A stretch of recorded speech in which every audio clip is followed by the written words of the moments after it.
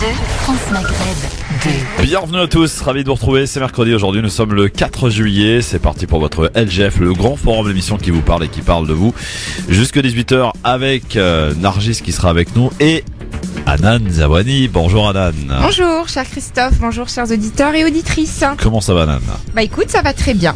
Alors on s'était dit finalement pour quelque part célébrer, fêter le fait que la Tunisie se dote d'une première mairesse. Exactement. Et pas des moindres, pas la petite ville, hein. Non, la capitale, la s'il vous plaît. Tunis. On en reparlera évidemment, donc on avait décidé de constituer un duo de femmes aujourd'hui pour représenter évidemment, parce que ici et plus qu'ailleurs, on défend le droit des femmes et les femmes ont évidemment la parole, bien entendu. Alors ma chère Hanan, de quoi allons-nous parler avec toi dans ton avis tranché? Alors on va en parler encore et encore de cette stigmatisation, de cette perception des musulmans qui est donnée à travers les médias entre autres. Voilà. Très bien. Eh bien on en parlera donc tout à l'heure, l'avis tranché de Nargis évidemment. Un petit coup de cœur ou... Un petit coup de cœur, je vais le trouver en fin d'émission. Très bien. Bon, ça te laisse le temps quoi. Voilà, exactement. Soyez les bienvenus pour nous appeler, pour rester en contact, pour rester tout de suite là maintenant au contact et en nous appelant pour participer parce que votre avis nous intéresse, il compte. Vous nous appelez au 01 40 33 9000 pour ce faire. Le grand forum avec Christophe Roux sur France Maghreb 2. Au programme de ce grand forum, Souad Abderrahim, membre du bureau politique de El Nahda en Tunisie, mais qui se définit comme indépendante, a été élu par les nouveaux conseillers municipaux de Tunis, maire de Tunis. S'agit-il d'une grande avancée? On en parlera tout à l'heure. La Tunisie est précurseur en matière des droits des femmes au Maghreb. C'est ce que nous verrons ensemble tout à l'heure. La question LGF, ce dimanche, le ministre algérien de la jeunesse et des sports, Mohamed Attab, a annoncé que son pays était prêt à étudier une option d'une candidature commune avec le Maroc et la Tunisie dans le but d'organiser la Coupe du Monde de football en 2030. Le royaume chérifien, vous le savez, a échoué récemment alors qu'il avait porté sa candidature pour le mondial 2026, dont l'organisation sera finalement confiée à un trio américain. Une candidature conjointe serait assez exceptionnelle tant les relations entre le Maroc et son voisin algérien sont tendues au niveau politique. Cela vous paraît-il possible? C'est la question que l'on vous pose et à laquelle vous répondez, que ce soit sur Facebook, France Maghreb 2, mais aussi sur Twitter, LGF officiel. C'est l'heure du goûter, du thé, du café, 16h30, bienvenue à tous, c'est le LGF. Avec Nargis qui est avec nous. Bonjour Nargis. Bonjour Christophe, bonjour à tous. Alors prends le micro, voilà, parce que celui-là il marche pas apparemment. Ma chère Hanan Zawani aussi toujours avec nous. Voilà. Et là, tu m'entends moi? Oui, je t'entends impeccable, nickel. Ma chère Nargis. Ouais, bonjour Voilà, à tous. c'est mieux comme ça. Voilà. Comment ça va Nargis? Bah ça va et toi? Bien remis de tes examens, tout ça, Ouais, c'est fini. Notre ouais. étudiante. Ouais. Merci. Étudiante qui va continuer d'étudier. Ouais, c'est ça, C'est d'histoire. une très bonne note, hein, sa soutenance. Voilà, on peut la féliciter. Ah bah, Un c'est- 15 sur 20. on la refélicite évidemment. Ah, elle a déjà été félicitée, Ah d'accord. bah évidemment, attends. Merci, Tout bien. Donc bienvenue à tous sur France Maghreb de l'ELGF 01 40 33 9000. Vous avez le droit aussi de la féliciter, mais auditrice auditeur, hein, la petite Voilà. Nargis qui est avec nous aujourd'hui jusque 18h. Tiens, petite info que nous a signalé notre ami Majid Messaouden sur Twitter et compagnie. Est-ce que vous portez des baskets Adidas? Oui, Oui. Ouais, là Ouais. j'en ai là. Ah, t'en as? Ouais. moi j'en ai pas. Je sais pas si tu vas pas les enlever avant la fin de l'émission parce que en fait on s'est aperçu, vous savez, vous avez la possibilité de floquer des noms de pays sur les baskets Ouais. que vous achetez. Ouais. Sauf qu'il y a des pays c'est pas possible. Ah, Alors, comme devinez lequel? lesquels? Bah Palestine? devinez. Bah évidemment. Ouais. Sérieux? Syrie, Iran, pas possible. Pas possible. Voilà, non, pas D'accord. possible. Non. Donc Je vais rentrer pieds nus. Non, oui, je pense, ouais. Il y a des chances. Oui. Donc voilà, c'est une petite info que je vous glisse au passage. Voilà. Ok. Alors. Vous savez qu'en ce moment c'est la période du mondial, je sais que les filles ça vous passionne, Ouais, le foot, à fond. etc. On suit, hein, mine de rien, on suit. Oui, Hanan était La à fond question, derrière c'est- l'équipe de France, ouais. C'est Ouais. comment ne pas suivre en fait. Voilà, c'est ça. C'est plutôt ça. Oui, c'est vrai. Alors, pour parler d'un aspect organisationnel donc de la Coupe du Monde, vous savez que le Maroc a échoué quant à l'organisation de la Coupe du Monde 2026. Du coup, Oui. il y a un ministre de la Jeunesse et des Sports qui s'est dit vouloir étudier une probabilité, une possibilité pour présenter un projet commun entre l'Algérie, le Maroc et la Tunisie pour l'organisation de la Coupe du Monde 2030, puisque vous le savez, la Coupe du Monde 2026 a été attribuée à un trio américain, Amérique, Mexique, Canada. Donc, la question que je vous pose, que l'on vous pose aujourd'hui, c'est est-ce que cela vous paraît possible quand on sait, par exemple, que les relations sont un peu tendues, hein, politiquement entre, par exemple, l'Algérie et le Maroc. Est-ce que finalement le football pourrait être finalement le sujet de réconciliation, de rapprochement entre ces deux pays? Tunisie, Algérie, Maroc, ça aurait de la gueule quand même cette histoire, non? Qu'en pensez-vous, mesdames? Ce serait effectivement, ce serait vraiment bien, déjà pour nos concitoyens du Maghreb, d'un point de vue économique, on pourra dire ce qu'on veut, mais une Coupe du Monde, forcément, ça a des retombées sur l'emploi en termes de développement. Ne serait-ce en termes de mixité, de diversification des richesses culturelles, en fait, de venir au Maroc, en Tunisie, en Algérie, ça peut être bon que pour le pays en termes d'image, et surtout en termes d'infrastructures sportives. On sait déjà que le Maroc était quand même assez à niveau. L'Algérie, de son côté, elle aussi, par le biais de son programme initié par le président de la République au profit de la jeunesse et des sports, permet que l'Algérie, en fait, soit prête à étudier une éventuelle candidature commune avec le Maroc et la Tunisie. Donc on attend avec grande impatience de voir effectivement si d'un point de vue politique les dirigeants, parce que là c'est les dirigeants que ça va concerner en premier lieu, sont capables de mettre de côté certains dossiers, voilà, comme le dossier du Sahara entre autres. Voilà, il y a une petite chose qui s'est passée il y a quelques mois, donc le couscous, voilà, qui a été présenté aussi en tant que candidature commune au patrimoine mondial de l'UNESCO. Quel est le meilleur couscous?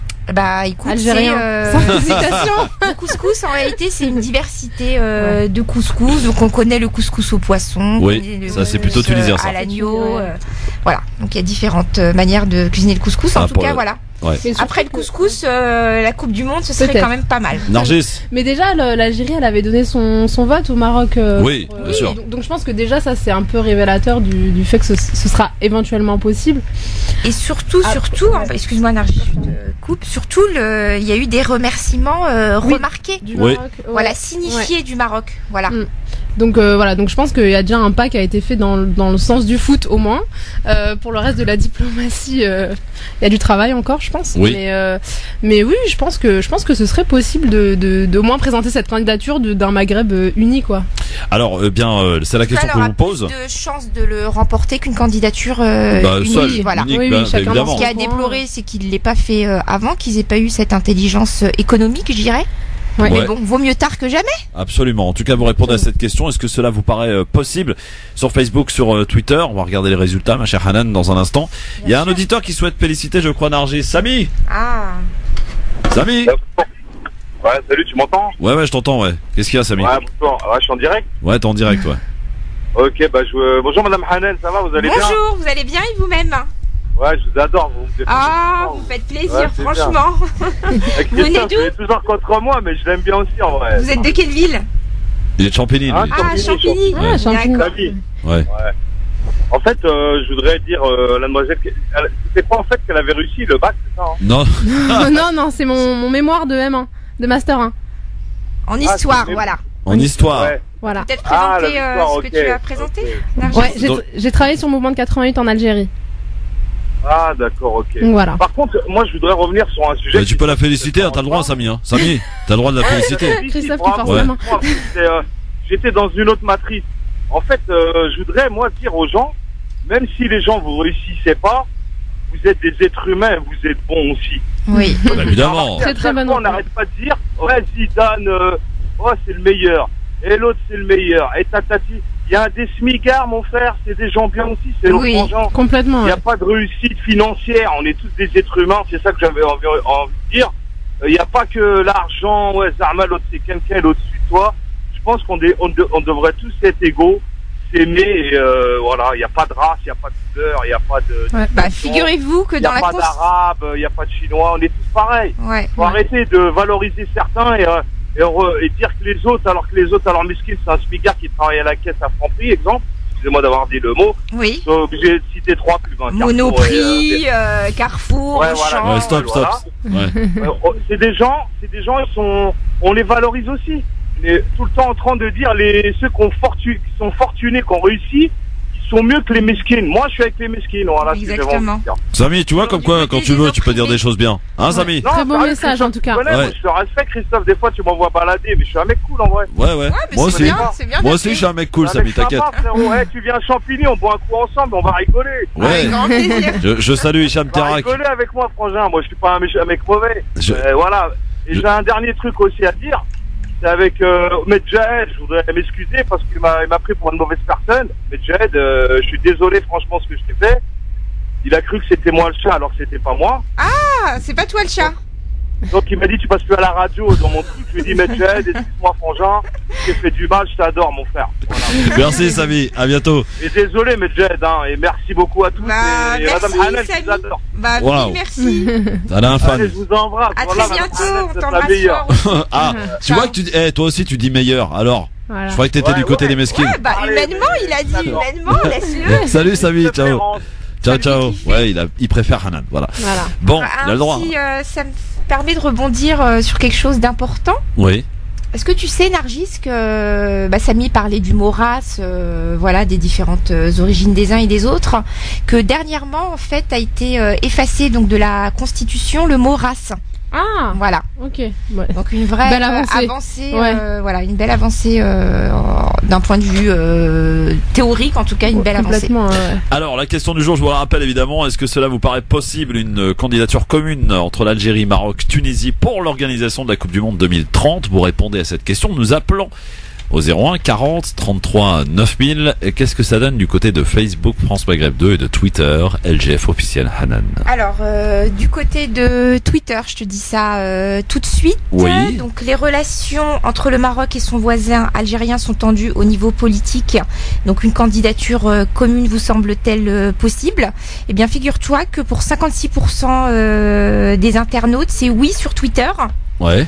Et sur Facebook, tu vas me laisser oui, bien sûr. Facebook France Maghreb 2 pour voter bien sûr et participer et de répondre. Donc, parce que chacun a son avis. Très bien fonctionné d'ailleurs. Oui, absolument. Voilà. Il y en a qui fonctionnent plus que d'autres, évidemment, ça parle. Et donc les résultats, je crois, est sans appel pour le coup. Ça paraît visiblement possible cette candidature commune. En tout cas, on peut l'espérer. Au-delà de la rendre possible, l'espérer c'est déjà un bon pas. Espérons que chacun puisse jouer le jeu, mais en tout cas, ça aurait vraiment de la gueule cette histoire de. En tout cas, pour 75% des internautes sur Facebook, oui. Oui, 75% de oui sur Facebook, sur Twitter, eh bien c'est pas mal non plus. Bien vous continuez à répondre à cette question du jour. Vous nous appelez aussi au 01 40 33 9000 pour nous donner votre avis sur le sujet, sur cette question du jour, sur cette probabilité, donc on possibilité. On a Jougourta Amani qui nous dit quelles que soient les différences politiques, on reste des frères. Bah ouais, ça c'est bien. Un like avec un cœur là. Vas-y, mets un petit like. Voilà. Parfait. Tu es parfait. Oui, parce qu'il y a des commentaires parfois. Bon. Oui. Oui, c'est les réseaux sociaux quoi. Voilà, les gens se lâchent parce qu'ils sont derrière un clavier. C'est ça, c'est vrai. C'est facile de se lâcher derrière un clavier. Voilà. Mais il y a des beaux commentaires. Oui. Ils font plaisir aussi. On retient que les bons, nous, forcément. Voilà. En tout cas, vous nous appelez pour donner votre avis qui nous intéresse et ça pourrait vraiment avoir effectivement au-delà des possibilités pour la Tunisie, le Maroc et l'Algérie. Donc c'est vrai que ça représenterait quand même un territoire assez important, assez vaste.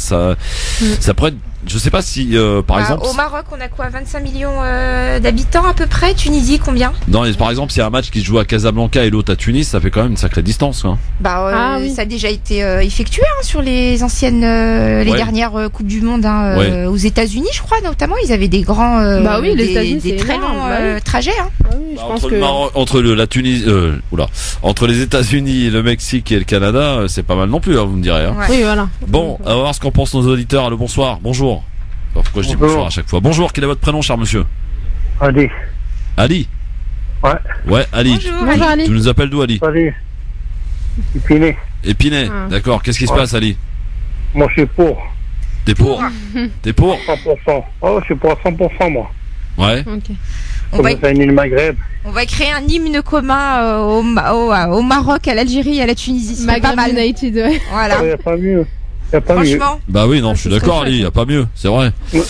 Bon, merci. Je suis à fond derrière. Eh bah écoute, merci Ali de nous le dire en tout cas. À bientôt, Ali. À bientôt. Au revoir. Ali a l'air bien réveillé. 01 40 33 9000 pour nous appeler, pour nous donner votre avis bien sûr sur cette question du jour qui suscite vos réactions bien sûr comme chaque jour. Vous nous appelez et surtout vous votez sur les réseaux sociaux, Facebook, Twitter, bien sûr. Ah tiens Nargis, j'ai oublié de te demander, tu vas nous parler de quoi dans ton avis tranché? Je vais parler en fait des dangers des vêtements et donc en fait le véritable prix des vêtements. Alors attends, le danger des vêtements et le véritable prix, d'accord, Voilà. donc tu vas faire mal aux enseignes là. Je cite personne. Ouais, bien sûr, mais bon. En plus, c'est les périodes des soldes en ce moment. Voilà, exactement. C'est vraiment pour Vous venir avez en fait les écho à soldes, les ça. filles? C'est que Non. Non, moi j'ai boycotté. Non. Ah, pourquoi tu Pareil. boycottes les soldes? Parce Bah, que t'as pas de sous. Voilà, c'est peut-être ça. Ouais, je sais pas si en payant moins cher on fait des économies en fait. Parce que dans tous les cas on paye. Donc bon, voilà. Voilà, attends. c'est une Là, bonne- là, ça c'est un sujet de ouf, ça. Philosophie Attends. Est-ce qu'en payant moins cher, est-ce qu'on fait des économies? Bah oui. Non, mais surtout que non, en fait le truc c'est que souvent ils montent les prix avant les soldes et après ils font genre que c'est soldé, en fait pas non. vraiment. Quoi non? Ils montent les prix avant les soldes. Non, ils changent le prix de base sur les étiquettes au moment des soldes. Alors, et Moi, pour avoir été directrice de magasin dans la Madame la chaussure, directrice. voilà, pendant plusieurs années, donc c'est vraiment mon domaine de spécialisation, on va dire, la direction de magasin.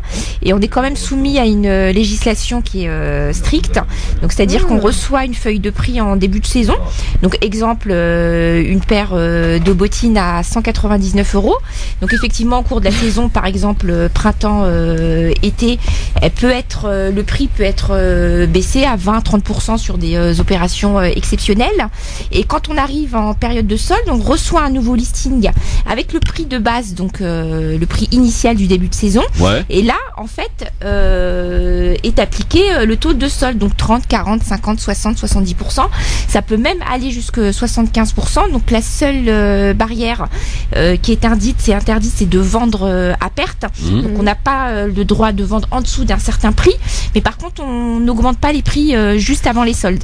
Voilà. Et les T'as prix, vendu des chaussures, ce qui Alan? se passe surtout, c'est que sur les étiquettes Nargis, tu le remarqueras, tu as toujours le prix initial et Oui. le prix soldé, ouais. et ensuite Ouais. les différents soldes, parce que tu as trois mouvements en fait dans les soldes, tu as 3 semaines D'accord. C'est peut-être une avec 3 légende, démarques successives. Voilà. T'as été... Oui, oui. Donc tu C'est t'es une occupé vraie d'un légende. magasin de chaussures, Anan. Ah bah, j'ai commencé ma carrière en étant directrice adjointe de magasin au sein d'une enseigne de chaussures, premier magasin de France sur la Défense. Donc oui. Attends, premier C'est, magasin de défense. Ouais, chaussures, voilà. Ouais, chaussures, ouais. Gros ouais, magasin, très bien. 25, Bon. 25 vendeurs et vendeuses. Ah oui. Donc je connais bien le domaine, ouais. Très bien. Donc de Et entre directrice autres, et puis- de magasin de Ouais. chaussures, on se retrouve au LGF. C'est pas mal. Ouais. Bah oui, C'est oui. pas mal. Belle carrière. Voilà. Bravo. Samir. Salut Samir. Oui, salam alaikum. Alaikum salam. Tu Alaikum nous appelles de salam. Romainville, Samir, c'est ça? Enfin, ouais, là, je suis sur la route, mais je suis de Romainville à la base. Ok. Qu'est-ce qu'il y a, Samir? Moi, c'est pour vous dire, j'étais d'accord pour que le Maghreb, enfin l'Algérie, le Maroc et la Tunisie fassent une coupe du Monde ensemble. Ouais. Mais le problème, c'est que Ah. ça se fera jamais parce qu'il y aura toujours des parasites pour. Ils veulent pas qu'on soit unis. Et là, le problème. Qui ils veulent pas? Bah, les pense que Occidentaux, c'est une personne ne veut influence qu'on soit extérieure. Ouais, unis. mais attends. Moi, je veux bien entendre ce discours, mais qui empêche les Algériens, les Marocains, les Tunisiens d'être intelligents, de s'unir? À la base, on est un peuple qui est autodéterminé avec des gouvernements indépendants. À la base, hein. Voilà. Ouais. À la base. Oui, à la Donc on base. peut pas dire aussi que c'est la faute des autres. Oui, parce qu'à À un force de moment, dire il faut ça, qu'il y ait une volonté aussi des dirigeants eux-mêmes. C'est ça. Samir, qu'est-ce que t'en penses? Ça tient la route, non? Non, là, je suis d'accord avec Hanan. Ouais. Vous êtes beaucoup d'accord avec Hanan en ce moment, je trouve. Hein. Ça devient suspect, cette histoire. Ah, c'est sa petite voix qui donne envie d'être d'accord. Ah, Que de Eh. compliments. Bah écoutez, en tout cas, oui, ma voix est remarquée. On n'arrête pas de me dire la voix de Hanan. Voilà. La voix J'ai de une voix Hanan. de dessin animé, Christophe, cher auditeur. J'ai une voix de dessin animé. Ouais, Dis-moi la un vérité. peu quand tu forces, ouais. Un peu, ouais. Ouais. un Tu petit- pourrais faire les un petit doublages. Les C'est doublages dans les dessins animés, tu sais. Grave. Les chipmunks ou un truc comme ça, là. Ouais, ou Voilà. les petites lapines. Ah, d'accord, ok. Oui. Voilà. Bon, Samir, c'est bon? En tout cas, ouais, Inch'Allah, que ça Ouais, se passe. Inch'Allah, Ouais, on Inch'Allah. se C'est souhaite vraiment. magnifique, même. Ouais. Magnifique. Merci, Samir. Tu es de quel Allez, au pays, revoir. Samir? Moi, je suis algérien, d'origine Algérien, algérienne, et je suis d'origine. marié avec une marocaine. D'accord. Ah bah ça arrive souvent, hein. Oui, ça arrive arrive très souvent. souvent. Ouais, alhamdoulilah, on est des musulmans avant tout. Vive les DZ, j'ai envie de dire. De la part d'une Ouais. Marocaine, c'est top. Ouais. Samir. Bon, je suis pas nationaliste, mais. Oui, mais bon. il me délète quand même. Il y a un Ouais. état d'esprit algérien quand même, on va pas Non, se le d'abord, cacher. chez tout Quand même, Algérien, ouais. c'est vive la... attends, c'est quoi la phrase qui revient chez l'Algérie? One- Je suis algérien et fier de l'être. Voilà, ça Voilà, c'est toujours ouais, c'est ça. la phrase de base. Et puis, vous savez qu'il y a un truc demain. Demain, nous sommes le 5 juillet, c'est la Juillet. fête nationale Ouais. en Algérie. D'ailleurs, on vous passera l'hymne national algérien évidemment demain. Oh. Coup de cœur, obligé. Ah, Grâce super. à mettre. Ah, magnifique. Voilà, rendez-vous 16h15 demain, grâce à mettre pour se le mettre bien. Ah, L'année tranquille. dernière, on avait eu un bel avis Genre. tranché. Je sais Ouais. pas si tu te souviens, avec l'hymne national en fond, c'était Oui, superbe. oui, c'était notre ami, comment il s'appelle déjà? Jean-Marc Zébélus, Oui, c'est vous ça. avez fait un très bel avis tranché. C'est vrai, c'est vrai. Vous avez cartonné. Salut Samir. Allez, salam, merci à vous. Ça va, Salam, tu vas t'en salam, remettre de la voix d'Anan, tout va bien? Ah, alhamdoulilah, voilà, bah, c'est grâce à elle qu'on écoute France Maghreb. Non, je Oh rigole. non, mais alors là. Non mais vas-y, pas de Non, problème Samir. Je vais rentrer chez moi, je vais être en forme là. Salut Samir. Ah, franchement, continuez ce que vous faites, c'est magnifique. Voilà. Merci. À Merci, très bientôt. surtout quand il y a Anan. 0140 33 9000. Ouais, dis donc, c'est ton jour, t'as bien fait de venir. Ah, Alors que t'as c'était la pas tête, très... là. Faut dire aux auditrices que c'était pas, aux auditrices et aux auditeurs que c'était pas prévu à la base que tu Voilà. viennes aujourd'hui, hein. Et bah t'as bien fait de venir, tu vois, J'ai bien faire fait un de petit venir, tour par j'ai ici. bien Qu'est-ce qu'il y a? fait, de m'imposer. Allô, du côté du standard, bonsoir. Allô? Oui, Méziane. Oui, salam alaikum. Wa alaikum Qu'est-ce que salam. vous parlez des Algériens, là, encore? Bah rien. Ah, bah, comme d'hab, hein, tous les jours. Hein. Ouais, j'ai mis la radio, les Algériens, les Toujours. Algériens. Vous pouvez pas les laisser tranquilles un peu? Ah bah on les met en avant, que voulez-vous? On les aime trop. Ah, en avant de quoi? Ah bah en disant des réalités. Bon, Méziane, Oui, oui. qu'est-ce qu'il y a? Ouais, c'est quoi aujourd'hui le sujet du jour? Non mais attends, j'ai jamais vu ça moi, une radio, une émission comme ça, le mec il débarque en pleine émission. C'est quoi le sujet? Ah, on n'est Excusez-moi. pas des Algériens Eh, pour rien, non? C'est pas, Bah, c'est il est à la c'est pas un maison. magasin de prêt-à-porter ici, hein? Faut, hein? Il y a Oh, quoi au menu? ouais, c'est presque pareil. Hein. Ah, oh bah merci Méziane, sympa. Méziane, Non, le non. sujet, non, Attends, soyons t'énerve pas, sérieux, Christophe. soyons sérieux parce que j'ai des dossiers sur toi, fais gaffe. Alors, Méziane, T'as des dossiers sur moi? ah bah oui, j'en ai plus d'un même. Mais t'es des machines des renseignements généraux, toi, alors? Il paraît. Méziane, la Oui. question qu'on pose aujourd'hui, c'est la probabilité d'une organisation commune entre l'Algérie, la Tunisie et le Maroc, d'une organisation de la Coupe du Monde 2030. En tout cas, le ministre de la Jeunesse et des Sports algérien a étudié la probabilité, enfin la possibilité d'étudier donc cette possibilité. Est-ce que toi, ça te paraît possible, Méziane? La possibilité de faire quoi? Merci de m'avoir laissé Non, parler, j'ai de ne pas rien précisé, comprendre à ce que je dis. attends, De l'organisation de la... Hein. Oui, bah oui, oui, faut mettre faut déboucher les oreilles, mon vieux, hein. Non, j'entends, mais je comprends pas. Ah bon, ça c'est un autre problème. Après, ça c'est... Non, voilà. non, mais ils veulent organiser la Coupe du Monde ou? Oui, voilà. Ça, Ensemble. Ensemble, Ah, non, Tunisie. jamais de la vie. Ah bon? Mais si, Pourquoi, comment ça, Méziane? jamais de la Impossible, vie? impossible. Pourquoi? Alors, le défaitisme dans toute sa splendeur pour Méziane aujourd'hui. Non, c'est impossible. Mais- Tu sais bien que les Arabes ils se sont mis d'accord pour ne jamais être d'accord. Jamais être d'accord. Ouais, alors je vais te répondre à ça. Les Algériens et les facilité. Marocains et les Tunisiens ne sont pas des Arabes. Voilà. C'est vrai. Nous sommes de Ouais, Voilà. mais sources berbères. attention, n'oublie pas qu'en Algérie, il y a quand même une ethnie qui s'appelle les Kabyles. Hein. Attention, ils représentent quand même la force vive Bah, c'est pour ça de la qu'on dit. révolution. N'oublie pas. Oui, il y a aussi des Berbères au Maroc, en Tunisie Oui. aussi, on en parle très peu. Ils n'ont pas fait la guerre à part le RIF. Oui, en bah si, le RIF quand même. Le RIF. Ils n'ont pas fait la guerre. Ouais. Là, les premiers qui ont fait la guerre, c'est les Kabyles. Hein, n'oublie pas. Hein. Ouais, enfin les Algériens quoi. Attention. Hein. Eh, les Kabyles Après, sont là, des n'est Algériens, pas la Méziane. question. Arrête ton nationalisme à deux balles là. Les C'est de premiers, savoir, les premiers révoltés, c'est les Kabyles. Hein. Ouais, bah ça, d'ailleurs ça se voit. Hein. Vous êtes toujours Ouais, révoltés, vous. Hein. Nous, on n'est jamais contents de tout. Bon, Méziane, je pense que c'est l'heure du thé pour toi. Hein. Ouais, non, c'est l'heure de le qahwa. Je suis en train de boire le qahwa. Ouais. Ah, quelle Fais chance. gaffe aux effets secondaires. Hein. Salut Méziane. J'invite Hanan si elle veut boire Ah un bah café. avec grand plaisir avec Eh, leur vous allez vous fils. calmer avec Anan. là. Avec des griwish. Tu connais les griwish? Bah oui, je connais bien sûr. Ah, vous êtes des gros malades, les Moi mecs. j'ai envie de bon. manger du msemen là. Oh, Ah, c'est bon aussi ça, ouais. Ouais, Ouais. j'ai envie de Bon. manger ça. En tout cas, tu sais que Hanan, t'as la plus belle voix de la radio. Oh mais merci, j'y crois pas là, c'est pas possible, je sais pas ce qui s'est passé. un complément en emmène t'as un autre. un timbre et une tonalité très sympathique. Bah, Vous êtes, merci vous êtes beaucoup. tous des dalleux, les mecs. Salut Méziane. Vive les Ouais, Marocaines. non. Ciao, Vive, ciao. Oui, bah voilà. oui, vive les femmes en général. Énergie, ça sent mauvais, elle a une voix dégueulasse, c'est ça? c'est ça, j'ai une voix de bonhomme, peut-être, je sais pas. Non, pas du tout. Bon. Allez, je pense qu'il fallait un petit peu de pub là pour remettre tout ça dans Oui. le bon ordre et on Ouais, est de parce retour que là, avec on un s'envole, là, bientôt, un là. avis tranché signé tiens lequel hein, Sandra Comme tu veux. Anan tiens parce Ok. que t'es placé devant. D'accord. Et puis bah on va parler de quoi Anan dans ton avis tranché? La représentation des musulmans dans les médias. D'accord, à tout de Encore suite. une fois. Restez bien à l'écoute sur France Maghreb 2, il peut se passer n'importe quoi dans cette émission. On peut aussi snapper d'ailleurs. À tout de suite. France Maghreb 2, France Maghreb 2.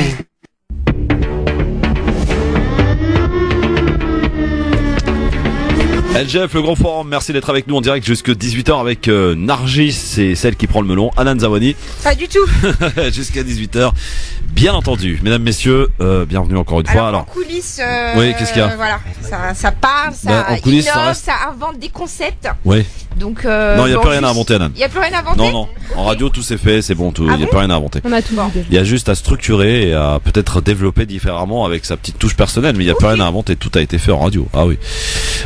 01 40 33 9000, c'est évidemment le numéro de téléphone qui vous lie à nous et celui que vous pouvez composer pour dire des trucs, pour réagir, pour donner votre avis qui nous intéresse, notamment répondre à la question du jour sur la probabilité, la possibilité d'une présentation, d'une organisation de Coupe du Monde de football commune entre l'Algérie, la Tunisie et le Maroc. En tout cas, l'idée émerge, c'est à l'étape embryonnaire pour l'instant, donc je sais pas ce que ça va donner au niveau de la grossesse de ce truc-là, mais affaire à suivre en tous les cas, et ça peut être intéressant, et ça aurait, en tout cas à notre goût, de la gueule. Donc pourquoi pas, et mettre un petit peu les tensions de côté, et réconcilier finalement. Est-ce que le football peut être un facteur de réconciliation? Pourquoi pas, j'ai envie de dire, pourquoi pas. On a eu un bel avis tranché de notre invité Razik Métif il y a 2 jours sur ce sujet-là. Exact. Vous pouvez voir d'ailleurs en vidéo sur Facebook. Alors, on va passer à l'avis tranché. Est-ce qu'on est prêt du côté de Shahanan? J'ai pas l'impression. Alors, pas du tout. Bah oui, voilà, c'est bien ce qui me semblait. Eh bien, on va en parler dans un instant, évidemment, de l'avis tranché donc de notre ami Hanan Zawani. Un appel par ici. Allô, bonjour. Allô? Oui, bonjour. Oui. Bonjour, quel est votre prénom, cher monsieur? Alors, Fatah. Fatah. Oui, je vous appelle de Villers-sur-Marne. Salam alaikum à tous les auditeurs. Bonjour, quelle voix. Quelle voix virile, Fatah. Oui, ah bon? Ah ben, oui. merci. Ouais. Bah, écoutez, on m'a dit souvent. C'est vrai? Alors, je suis sûr qu'on t'a déjà dit que tu pouvais être encore débat, malade. c'est pas les voix, il me semble. Hein. Le pas? c'est pas le débat. Non, c'est pas non, c'est pas le débat, mais on peut en parler aussi. Hein. Oui, parce qu'il y a des voix de dessins animés là sur le plateau. Voilà. C'est ça, oui, absolument, oui. Alors, Fatah, qu'est-ce qu'il y a? Moi, je voulais donner mon avis sur cette organisation de Coupe du Monde. Oui. Mon avis, ça me semble un rêve pour pas mal de frères et de sœurs musulmans du Maghreb. Parce qu'il faut pas se voiler la face, nos dirigeants, c'est pas leur intérêt. Oui, c'est ça. On sait très bien pour qui ils travaillent tous. Pour leur intérêt, donc pas pour le peuple. Même si organiser de tels événements, c'est pour cacher la misère Et les de pas mal de choses. Ça, il faut pas l'oublier. Et je voulais simplement dire, juste dire un petit coup de gueule. Il y en a marre du nationalisme. Oui. Franchement, les Algériens, les Marocains, les Tunisiens, vous faites n'importe quoi. Parce que nos petits frères et nos petites sœurs, ce qui se passe, c'est qu'ils ont une crise d'identité. Et ensuite, ils sont là, il faut les entendre dans la sortie de lycée, ou dans les arrêts de bus, ou au tram, ou dans le métro. Ils sont tous nés en France. Ils savent même pas parler arabe. Et ils sont là. Oui, moi je suis tunisien, moi je suis algérien, moi je suis ceci, cela. Finalité, ils ont une crise identitaire, ils savent même pas qui ils sont, et ils n'arrivent pas à se positionner. Et du coup, ils prennent du retard, quoi, sur leur scolarité, sur pas mal de choses, et ils sont constamment dans le conflit entre eux, et c'est du n'importe quoi. J'aime assez ce raisonnement, cher ami Fatah. C'est en même temps du vécu. J'aime assez ce raisonnement et merci. Il est bon. Mais je crois qu'on est fait pour s'entendre, excusez-moi. Oui, c'est vrai. Je vous suis depuis quelques temps et j'aime bien votre positionnement. Ouais. Bon. Pas tout le temps, des fois je suis un peu...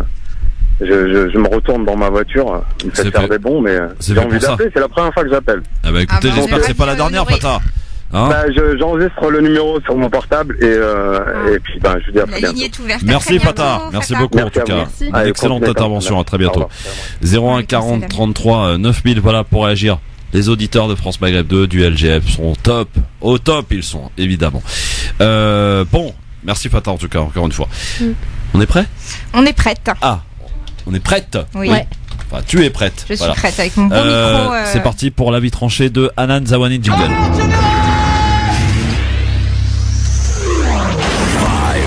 4, 3, 2, 1, 0. Si l'on fait quoi que ce soit, c'est la mise à pied. Alors piétinez-moi, allez-y. Et nous allons parler avec Alan Zawani de la représentativité des musulmans dans les médias, c'est ça? De la perception des musulmans, pour être plus précise. Donc il y en a marre de cette stigmatisation. Investissez les plateaux TV. Aborder la question de la perception des musulmans en France par la société française, c'est évoquer la douloureuse question de leur représentation médiatique et la manière dont les élites françaises en parlent et en ont parlé ces 20 ou 30 dernières années. Lorsque nous parlons des élites françaises, nous pensons aux journalistes, aux chaînes de télévision, aux chroniqueurs, éditorialistes, intellectuels, sans oublier évidemment les hommes et les femmes politiques. C'est de l'ensemble de ce microcosme, ce petit univers parisien, déconnecté des réalités sociales qu'il s'agit. Par quelle porte alors l'islam a-t-elle eu ses entrées dans les médias? L'équation est simple et le champ lexical est éloquent. Parler de l'islam depuis l'an 2000, c'est évoquer immédiatement et par association les mots suivants: voile, 11 septembre, terrorisme, communautarisme, prière de rue, halal, salafisme, radicalisation, djihadisme, etc. La liste n'est pas exhaustive dans cette énumération terrifiante. On a considéré dans ce microcosme parisien, dans ce microcosme influent qui fabrique l'opinion, que l'islam était un problème par sa visibilité et par son dynamisme démographique. Au passage, soulignons que la seule appellation d'État islamique a été dévastatrice par l'amalgame immédiat qu'elle produit. Tout cela pour dire que nous sommes très loin d'un conflit unilatéral entre un islam guerrier et un Occident démocratique qui serait assiégé. Malheureusement, la haute intensité émotionnelle et psychologique s'est additionnée, ne l'oublions pas, à toutes les polémiques qui l'ont précédé sur le voile, ce soi-disant symbole d'un islam politique, comme on ne cesse de le répéter encore aujourd'hui de manière obsessionnelle, mode opératoire et stratégique de son exclusion. À notre connaissance, les femmes qui portent un foulard n'ont jamais revendiqué le faire au nom d'un projet ou d'une vision politique de la société. Il y a bien eu un effet cumulatif, un effet additionnel de masse, venu écraser de son poids et asphyxier la société française dans son rapport à elle-même ou à une partie d'elle-même.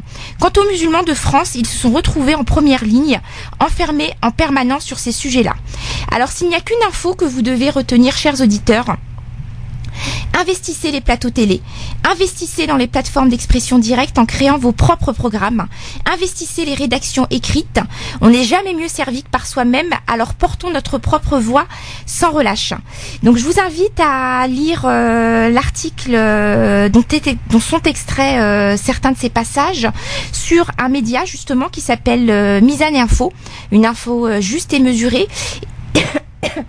Et l'article est donc Perception et action des musulmans en France, la religion comme engagement social fondamental, mon cher Christophe. Merci, ma chère Hanan. Nargis, réaction?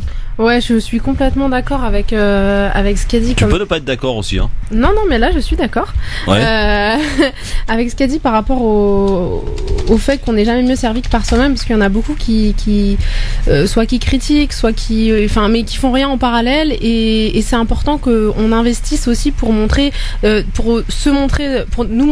dans notre pluralité et aussi voilà ceux qui, pour nous montrer aussi unis. Voilà. Bon, merci Anna en tout cas pour cet avis tranché. On parlera des vêtements et des dangers que représentent certains vêtements avec Nargis tout à l'heure après la pub dans son avis tranché. Pour l'heure, Razik est avec nous. Razik, bonjour. Bonjour à votre plateau, bonjour à tout le monde. Bonjour Razik. Bonjour, Tu nous appelles d'où, Razik? Là, j'appelle de Bobigny. De Bobigny. De Bobigny. Très bien. Oui, c'est notre Razik métiche. Exactement. Ça y est, tu peux plus te passer de nous, hein, toi. Hein. Ouais, c'est vrai, j'ai été piqué. J'ai été repris par le virus, là. Alors justement, ça tombe bien parce qu'on a parlé de ce sujet avec toi. Je suppose que tu veux nous parler de l'organisation de la Coupe du Monde. Absolument. J'ai écouté ce qui se disait, comme je le pressentais, comme c'était pressenti, depuis l'échec de la candidature du Maroc pour la Coupe du Monde 2026. La rumeur enflée, c'était plus qu'une rumeur. Ça veut dire qu'il y a eu à un haut niveau les responsables des fédérations de football à la fois algériennes, marocaines et tunisiennes, même libyennes, qui avaient lancé l'idée d'une organisation commune pour la Coupe du Monde. Et ce qui allait dans ce sens-là, objectivement parlant, c'est que la FIFA, dans son cahier des charges pour l'organisation de la Coupe du Monde 2030, a demandé expressément que ça soit un conglomérat de pays. On l'a vu pour la Coupe du Monde 2026. C'est un ticket qui a gagné l'organisation de la Coupe du Monde, c'est-à-dire le Mexique, les États-Unis et le Canada. Pour la Coupe du Monde 2030, il y a aussi un ticket qui est en préparation en Amérique du Sud, qui verrait les pays andins s'organiser pour l'organisation de la Coupe du Monde, et c'est ce qui va se faire au Maghreb. Ça va dans le sens de l'histoire, ça va dans le sens de l'histoire sportive, ça va dans le sens de la géopolitique. C'est une aberration que les frontières soient aussi fermées. La frontière algéro-marocaine fermée depuis plus de 20 ans, c'est une aberration. Donc l'organisation, que la préparation, parce que là, aujourd'hui, on a des ministres qui prennent le relais, donc c'est vraiment un très haut niveau du pouvoir, soit au niveau algérien et marocain, car on sait que c'est là où il y a une pierre d'achoppement. On peut voir que ça pourra déboucher, je pense, sur une candidature commune, et je l'espère, ça pour le coup, sur une union maghrébine.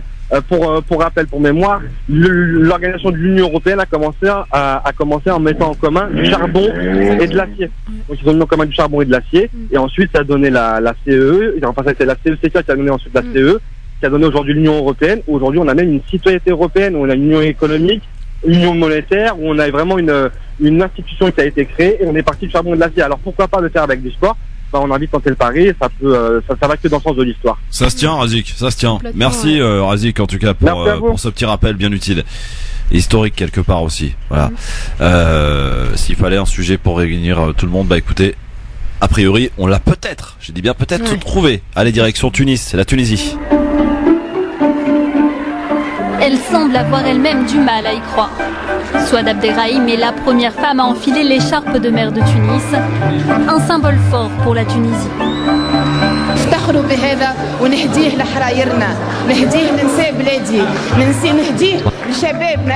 La candidate Ennahda se démarque par son profil moderne, tenue vestimentaire occidentale et allure soignée, loin de l'image des autres militantes du parti islamiste.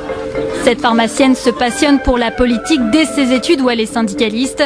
Puis entre 2011 et 2014, elle devient députée au sein de la première assemblée constituante post-révolution. ولكن مسيرتي السياسية واضحة لدى النخب السياسية ولدى الأحزاب السياسية وربما يخليني نقول عند الشعب التونسي. Pour certains, sa victoire est signe d'ouverture d'Ennahda. Pour d'autres, ce n'est qu'un coup de communication pour moderniser l'image du parti islamiste.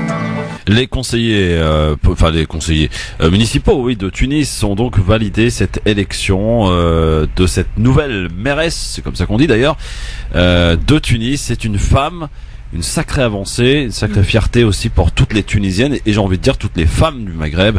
En général, on le sait, on le répète. Les femmes dans le monde en général. Absolument. La Tunisie est quand même est loin d'être paritaire. La Tunisie est un bon élève dans ce domaine, en tout cas pour ce qui est des droits des femmes, les conditions des femmes, etc. depuis bien longtemps, et elle le prouve une nouvelle fois par son ouverture à mettre à la tête de la capitale de la Tunisie. Alors ça commence à jaser dans les chaumières européennes, j'ai envie de dire. Voilà. Donc Madame Anne Hidalgo a de la concurrence en la personne donc de Souad Abderrahim, qui donc est la nouvelle maire de Tunis. Dites-nous ce que vous en pensez. Franchement, j'ai envie d'avoir votre avis.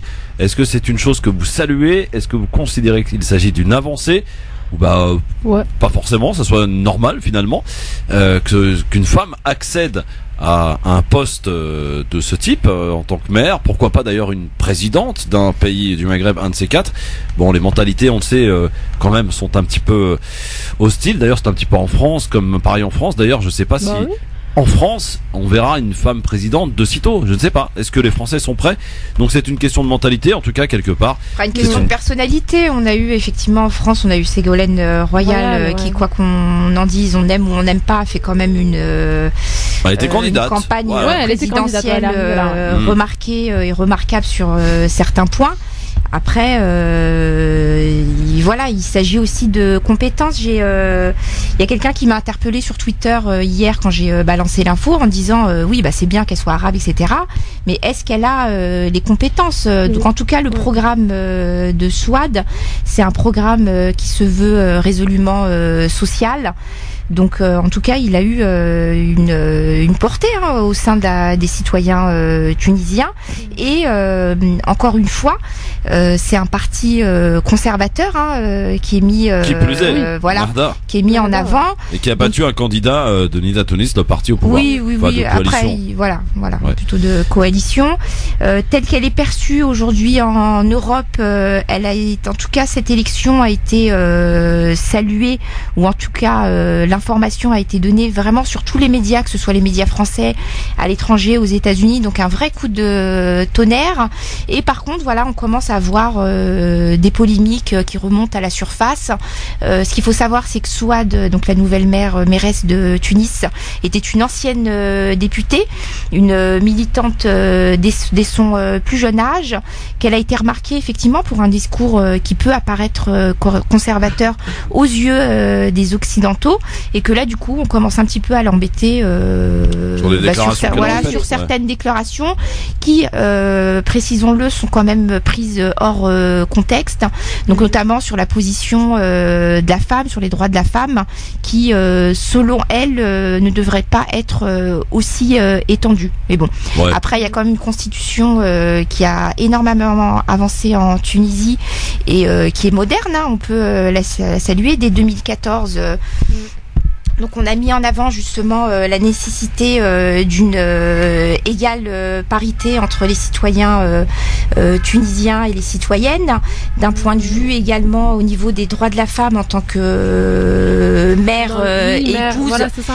Dernièrement, c'est Bourguiba même en fait. Oui. Ça remonte même à. Oui, il y a eu depuis 2010 et même avant. Après voilà, peut-être tu en connais un petit peu plus que moi, Nargis. La Tunisie je connais un peu moins, mais oui, il me semble que c'était sous alors je sais plus si c'était Bourguiba ou Ben Ali. C'est Bourguiba qui a vraiment beaucoup ouvert les droits des femmes en Tunisie, et c'est pour ça que la Tunisie a souvent été présentée et perçue comme un espèce de phare des droits de l'homme dans le monde arabe, peut-être injustement d'ailleurs, parce qu'on s'est rendu compte en tout cas en 2011 qu'il y avait énormément de souffrances ressenti par le peuple tunisien qui se sentait oppressé parce qu'il y avait énormément de censure, et ça on n'en parlait pas forcément.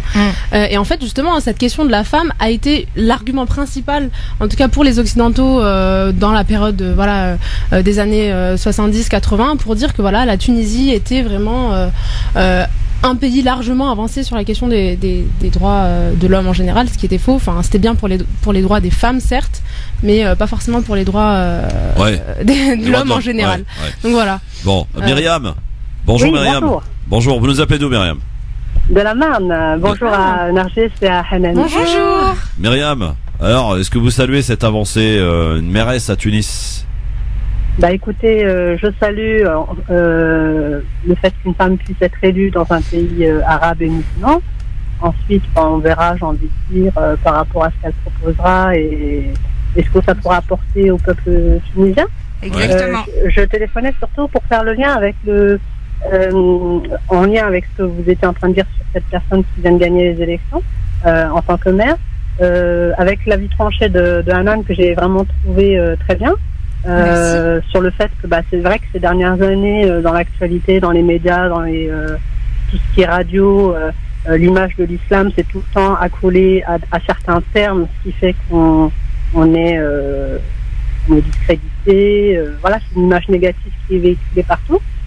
Et par rapport à cette élection, ce matin, justement, moi, quand je vais au travail, j'écoute en général, je me mets sur France Culture et puis je zappe avec France Info.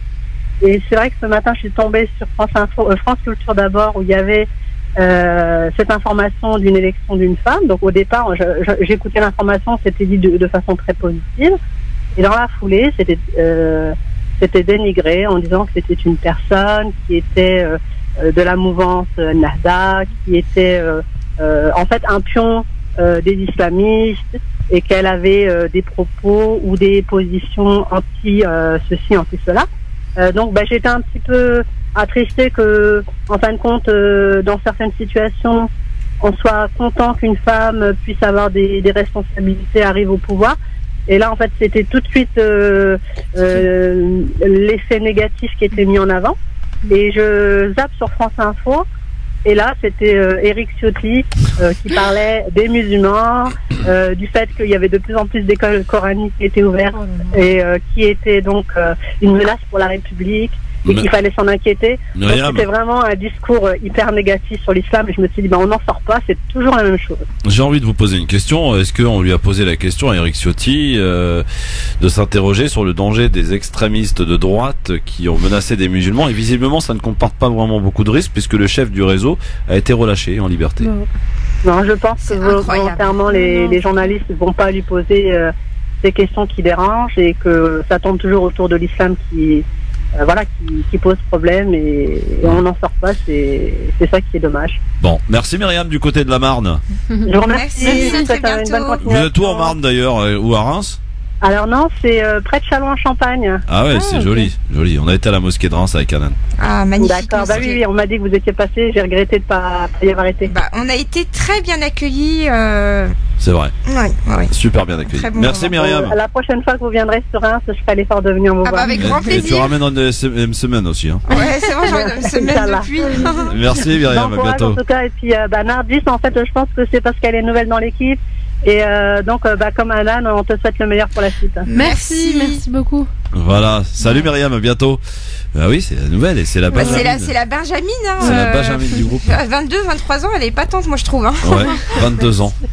Ouais. Ouais. Est-ce que justement, tiens, de ton jeune âge, ma chère Nargis, est-ce que ça t'offre peut-être une perspective en te disant, tiens, il y a des choses qui sont peut-être réalisables, possibles pour nous, des femmes de ta génération, les demoiselles de ta génération?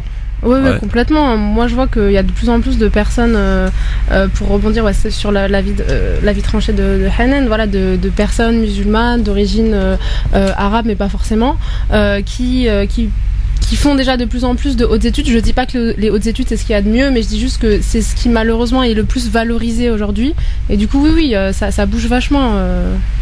Chez les, on va dire chez les. Oui, il y a jeunes une de mon vraie âge réussite économique qui. Aussi, ouais. Le plafond de verre le plus difficile à dépasser, c'est d'un point de vue professionnel. Ouais. Même s'il y a des discriminations, notamment envers l'homme d'origine arabe spécifiquement, et encore plus de Sur manière sur les femmes qui portent le foulard. Voilà, il y a quand même des Complètement, belles réussites économiques, oui. Ouais. En tout cas, ça risque de donner des urticaires à Jean-Claude Van Damme, hein, qui va se demander comment va-t-elle faire pour s'occuper de ses enfants et rester à la maison. Hein. Plein de gens, pas que. On Ouais. n'a pas arrêté Pas de le que voir, Van Damme. toujours aussi spécial. Hein. Non, mais on va le voir dans le zapping, hein, parce que je crois d'accord, qu'on ouais, on ça- on l'a ça perdu vaut, définitivement. Ça Jean-Claude vaut Van le Damme. zapping, oui. Ah ouais, non mais lui c'est un zapping à lui tout seul, hein, un truc Ouais. de ouf. Hein. Je C'est sais un pas ce qu'il prend phénomène, comme ça. produit illicite, Ouais. mais ça devient limite très Inquiétant. inquiétant. Bah, il en a toujours pris, hein. Après, voilà, on imagine qu'il en a toujours pris. Ouais. Quelques infos On zappées, espère messieurs, peut-être dames, même. que vous pouvez évidemment commenter avec nous au 01 40 33 9000. On va parler un peu de politique et le projet de loi asile immigration qui continue de diviser le Parlement. Députés et sénateurs n'ont pas réussi à s'accorder sur une version commune en commission mixte paritaire ce matin. C'est donc reparti pour un tour. Hein. Le texte fera l'objet d'une nouvelle lecture à l'Assemblée à partir du 25 juillet. Il repassera ensuite au Sénat. Et si les désaccords persistent, ce sont les députés qui auront le dernier mot sur cette affaire donc de la loi asile et migration qui fait beaucoup jaser, notamment auprès des militants, Hanan. Hein. Ah bah auprès des militants depuis toujours. Hein, je vous invite, chers auditeurs, si vous avez Facebook, Twitter ou même ne serait-ce qu'Internet, à vous pencher sur un groupe, une association, un collectif qui s'appelle l'Auberge des migrants, donc qui est sur le terrain depuis 4-5 ans et qui quasiment toutes les semaines dénonce ce qui se passe de manière factuelle. Ouais. Donc les violences policières, les va en parler ruptures dans un instant. Il y a des une points nouvelle hier d'accès soir. d'eau, voilà, etc., etc. Et là, effectivement, où il y a un point de rupture entre les débats à l'Assemblée nationale et au Sénat, c'est justement sur le temps de délai d'instruction de la demande d'asile. Donc le texte initial, en fait, il vise à la réduire, à la faire passer de 11 mois à 6 mois, donc à la réduire. Donc l'objectif sous-jacent, en réalité, c'est faciliter l'expulsion des déboutés, parce que quand une personne entre sur le territoire, il y a tout un processus qui se met en place place et on étudie un dossier, voilà.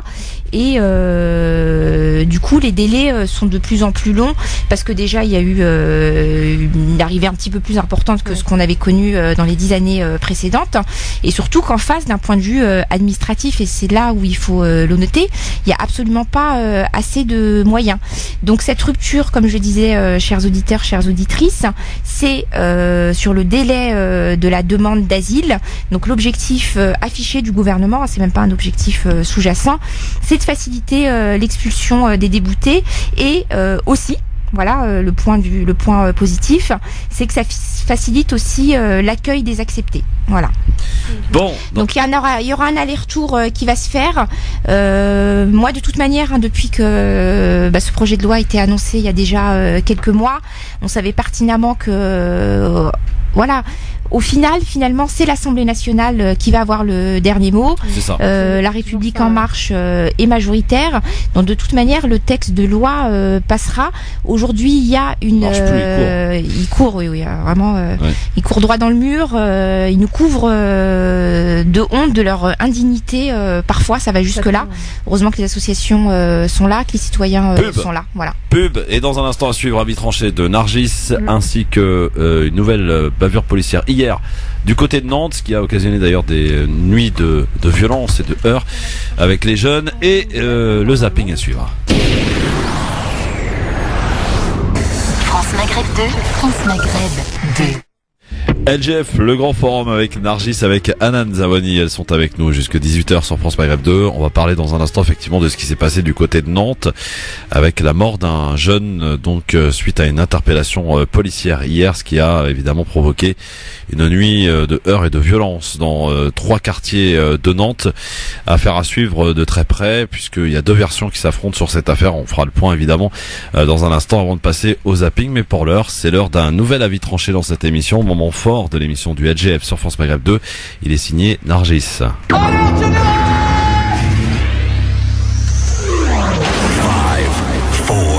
2, 1, 0. Si on fait quoi que ce soit, c'est la mise à pied. Alors piétinez-moi, allez-y. Et attention mesdames, mesdemoiselles, avant d'aller faire vos soldes, eh bien quelques précautions à prendre, notamment sur les vêtements que vous allez acheter. C'est ce que nous propose Nargis. Exactement, voilà. Alors, 100% coton, 96% viscose, 4% élastane, c'est ce qu'on lit généralement sur ces petites étiquettes des vêtements qu'on achète et qui orientent parfois le choix du consommateur, mais pas forcément. Pas forcément, surtout en période de solde, quand finalement un prix réduit devient la raison principale d'achat. Mais quel est le vrai prix de nos vêtements ? L'Agence nationale de sécurité sanitaire de l'alimentation, de l'environnement et du travail publie un rapport aujourd'hui qui attire l'attention sur certains produits qui composent nos vêtements neufs, ceux que l'on trouve dans la plupart des grandes chaînes de vêtements. Nos vêtements contiendraient en réalité beaucoup plus de composantes que celles qui sont indiquées sur ces petites étiquettes, et notamment des substances allergènes, toxiques, voire cancérigènes. Ce sont par exemple le plomb, le mercure ou encore la benzidine, cette dernière contenue dans les colorants textiles, qui est particulièrement toxique. Si une solution assez globalement répandue, je pense que tout le monde la connaît, qui est qui est de prélaver les vêtements avant de les porter, il faut préciser que certaines composantes se révèlent justement au moment du lavage. Donc en fait, on n'en est pas protégé malgré ce prélavage. Et donc en fait, ce qu'il faudrait faire finalement, c'est de s'entretenir avec les industriels pour leur expliquer que ces ingrédients textiles menacent la santé des consommateurs et qu'on essaye de trouver une solution ensemble. La blague, ça n'arrivera jamais. La vérité, c'est que ces super producteurs de vêtements n'en ont strictement rien à faire, et c'est donc à nous, consommateurs, d'agir, encore une fois. Parce que non seulement on se met en danger en portant ces vêtements plus que mauvais pour notre peau, mais en plus, on contribue à mettre en danger des millions de vies. Oui, ces vies, ces êtres humains qui sont directement exposés aux substances toxiques qui baignent parfois dedans, leur peau directement exposée au cancer, à toutes sortes de maladies. Je parle des ouvriers qui travaillent dans ces usines textiles. Ajoutez à cela les conditions précaires dans lesquelles ces personnes travaillent, obligées parfois même d'être séparées de leurs enfants ou de leur famille pour pouvoir travailler plus, et je ne parle pas des 40 heures dans la semaine. Mais aussi des enfants qui eux-mêmes sont amenés à travailler, donc maltraitance, pas de jours de repos, pas de vacances, pas de droits, rien de tout ça, pour que nous puissions acheter notre t-shirt bon marché, mais aussi parfois à un prix exorbitant, sur lequel cet ouvrier à l'autre bout du monde ne touchera que quelques centimes, et que ce sera finalement la firme qui sera celle à s'en mettre plein les poches. N'oublions pas cette affaire de l'étiquette dans un magasin dont je ne citerai pas le nom, où était écrit « Help me ». Que cette affaire ait été montée ou non, elle est révélatrice d'une situation réelle. N'oublions pas ces 1135 ouvriers et ouvrières morts à Dhaka, au Bangladesh, et n'oublions pas non plus tous ceux dont on ne parle pas. Mais plus loin que l'homme encore, l'industrie de la mode est la deuxième industrie la plus polluante dans le monde. C'est donc notre chère et généreuse planète qui est mise à mal par ces surproductions de vêtements. Des lacs pollués, des espèces en voie de disparition à cause de tout ce que rejette cette industrie. À croire que cette industrie est malsaine tout le long de sa chaîne de production, de l'usine à la vitrine. Des riches qui s'enrichissent, des pauvres qui s'appauvrissent, des consommateurs floués, des dictats de style imposés polluant la créativité de chacun, c'est l'industrie de la mode. Mais surtout des consommateurs exposés au risque de peau, des ouvriers dans des situations précaires, directement exposés à des maladies extrêmement graves, à des morts et à des disparitions, à une pollution de la planète. C'est ça le vrai prix de nos vêtements. Merci ma chère Nargis, et voilà donc prévenu concernant donc les vêtements que vous allez peut-être acheter pendant les soldes, bien sûr. Et je pense que quand on parle de planète, on pense évidemment à cette chanson. Pleure, pleure, pleure, ma planète. Elle sent que sa fin est proche et ça la rend folle. Dites-leur qu'ils s'en foutent. Pourquoi tu pleures? Pourquoi tu pleures? La terre en aura le bonheur pour c'est tout. Chanson de Ridan que je vous propose d'écouter évidemment en extrait et que vous pouvez donc écouter bien entendu parce qu'elle parle de la planète justement. Il parle de la planète, des dangers de la planète et de ce qu'en font les hommes, c'est-à-dire une véritable poubelle. Quand on pense par exemple à la Méditerranée, cette belle mer dont beaucoup d'entre nous vont aller se baigner cet été, et la Méditerranée est une véritable poubelle tant les gens jettent n'importe quoi à l'intérieur, des déchets radiotoxiques, etc. Donc dedans, à l'intérieur, donc quand vous baignez dans la Méditerranée, faut pas croire que vous baignez dans une eau super pure et bonne. Loin de là, elle est super polluée. Grâce à qui? Grâce à l'homme évidemment. Enfin à cause de l'homme surtout. Voilà, donc merci en tout cas d'avoir fait ce petit coup de cœur bien intéressant, ma chère Nargis, concernant donc les précautions à prendre lorsque vous achetez des vêtements. Voilà. Après bien sûr, il y a quand même des firmes qui essayent de faire preuve d'un certain sens de l'éthique sur toute la production, mais bon voilà. Ouais, qui font preuve de bienveillance. Mais très souvent le prix des vêtements du coup est plus élevé. Un argumentaire marketing, ouais. Mais bon, parfois le prix des vêtements du coup est plus élevé et du coup c'est moins accessible. Qui sont faits avec du coton biologique, etc. Voilà, avec des ouvriers bien rémunérés. Le coton en lui-même déjà c'est une vraie catastrophe. Complètement. Voilà, parce que pour fabriquer un t-shirt, je me souviens plus exactement combien de litres d'eau il faut, mais c'est à peu près 10 litres. Ouais, oui, c'est juste énormissime. Et un t-shirt que nous on peut retrouver ici à 50 centimes ou 1 euro au marché. Par contre le coût de l'impact sur l'écologie il est beaucoup plus cher en fait. Bon, voilà, vous voyez, dans cette émission on parle de tout, mais là absolument de tout. Même des soldes. Ce qui fait un petit peu la spécificité donc de cette émission. Avant de parler de ce qui s'est passé à Nantes, je voulais parler d'un autre texte qui est en discussion en ce moment à l'Assemblée, la loi anti-fake news, plus précisément sur la manipulation de l'information en période électorale. Les députés ont voté dans la nuit de propositions de loi controversées de la majorité. Leur examen avait été suspendu il y a 1 mois après plusieurs heures de vifs débats. Les deux textes visent à permettre à un candidat de saisir le juge des référés dans les 3 mois qui précèdent un scrutin. Objectif, faire cesser la diffusion de fausses nouvelles s'il estime en être victime. Voilà pour cette loi, donc cette proposition de loi. Ma chère Hanan, c'est une bonne chose ça ou attention danger quand même? Attention danger, surtout quand c'est présenté et contrôlé par le gouvernement d'État, ce que ça devienne pas un objet de censure. Donc là, je sais pas si vous vous souvenez, il y a quelques semaines, lors d'un de ses déplacements, on a Macron qui a spécifiquement visé le magazine RT France, tu sais, oui, absolument. Pro-russe. Donc c'était déjà, une de ses cibles, cette rédaction. Et là, effectivement, on a encore la ministre de la Culture, entre autres, qui revient dessus. Et RT est spécifiquement visé, en tout cas, et permet de justifier en fait cette loi anti-fake news, alors que RT a bien précisé aussi, il avait fait un trade à ce sujet-là, que bah oui, on lui reproche bien des choses, mais qu'aujourd'hui, de manière concrète et factuelle, il n'y a eu aucune diffamation de fait, aucune attaque de fait, et qu'en réalité, il n'y a rien. Ouais, mais c'est ça le danger en fait, c'est que de petites lois en petites lois comme ça, comme tu dis, on finisse par censurer complètement les informations qui sont parfois nécessaires aux citoyens. Voilà, et puis surtout on est dans une uniformisation de l'information, donc à travers les grands médias, que ce soit les chaînes nationales ou les autres chaînes d'information continue, où on nous font quand même la même info, et que aujourd'hui l'ensemble de nos compatriotes vont chercher ailleurs l'information, et s'ils le font, c'est bien qu'il y a une raison. Moi, je me souviens d'un certain président de radio, je vais pas le citer, s'il nous écoute, on le salue, qui lui, quand il fait sa revue de presse le matin, sur une information, il va visiter 4 médias qui vont traiter l'information différemment. Ah bon, c'est qui? Donc médias qui est-ce qui prendra trop de précautions? Et c'est Tarek Mami, donc journaliste. D'accord. Donc effectivement, à nous aussi de faire cet effort-là, d'aller chercher l'information. Je vois vraiment mal comment ils vont pouvoir mettre en place cette loi anti-fake news. Les supports sont tellement importants qu'aujourd'hui, essayer de restreindre la parole à une certaine manière de voir la politique, ça semble compliqué. C'est ça. Bon, alors...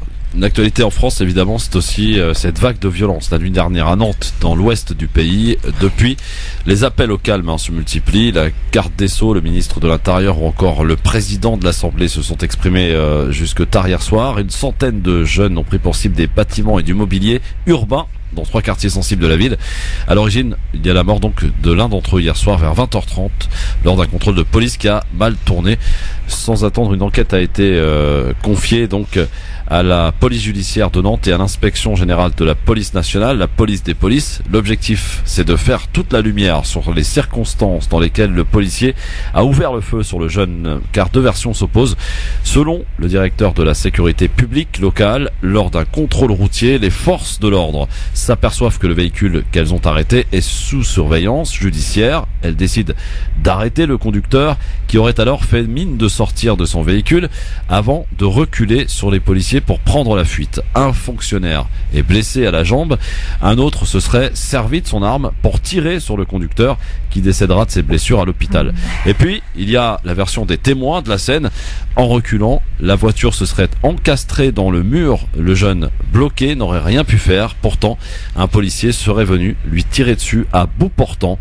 En attendant les premiers éléments de l'enquête, le ministre de l'Intérieur, Gérard Collomb, a condamné avec la plus grande fermeté les violences urbaines survenues après ce décès.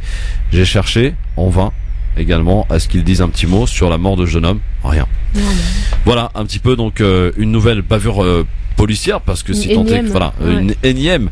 Après, on va attendre que l'enquête évidemment puisse apporter des éléments de réponse, mais en tout cas, ça commence à faire beaucoup quand même que des interpellations dans des quartiers dits sensibles se transforment souvent par la mort de jeunes. Ça fait beaucoup, on rappelle ce chiffre, 14 morts dues à des violences, des interpellations policières.